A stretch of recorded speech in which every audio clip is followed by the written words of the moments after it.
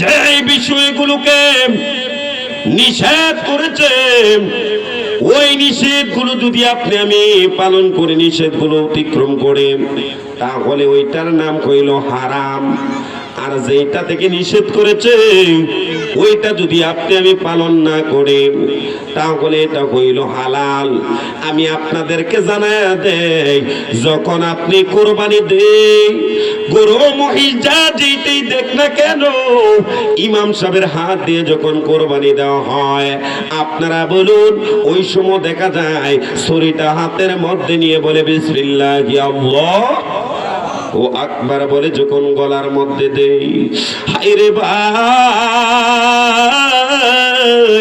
যখন মাজারের মধ্যে গরু মহিষ নেওয়া হয় ওই সময় দেখা যায় যখন কোরবানি করা হয় জবাই করা হয় দেখা যায় হাতের মধ্যে ছুরিটা লয়া বিসমিল্লাহি আল্লাহু আকবার বলে জবাই করা হয়। আপনারা বলুন কিছু কিছু আলেম নামের সালেম আছে বলে যে মাজারের মধ্যে গরু নিয়ে জবাই করা হইল হারাম, খাওয়া হারাম, মাজারের মধ্যে মহিষ নিয়ে জবাই করে খাওয়া হারাম।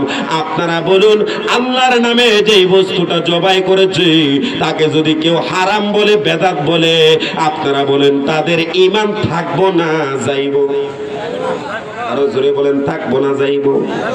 এই জন্য যুবক ভাইরা আমার, পুরো পীর আব্দুল কাদের জিলানীর কাছে ওই লোকটা যা বলে, হুজুর হুজুর গো, আমার তো একদিন নয় দুই দিন নয় অনেক দিন হয়ে গেল আমার কোনো সন্তান নাই।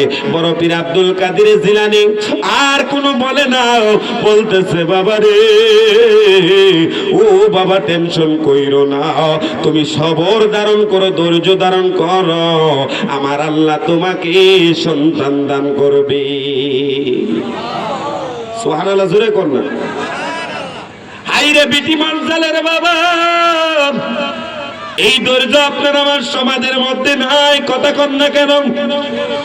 2টা বছর 3টা বছর গেলে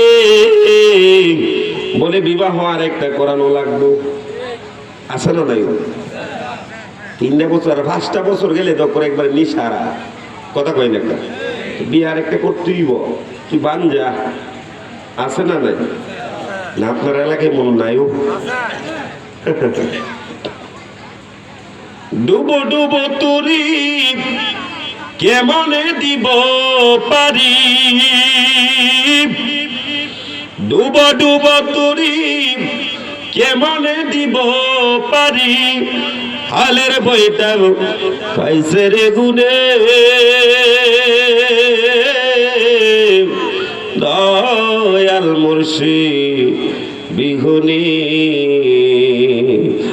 আজ আমার বান্ধবকে গুনাই নাই রে, দয়াল মুর্শিদ বিহুনি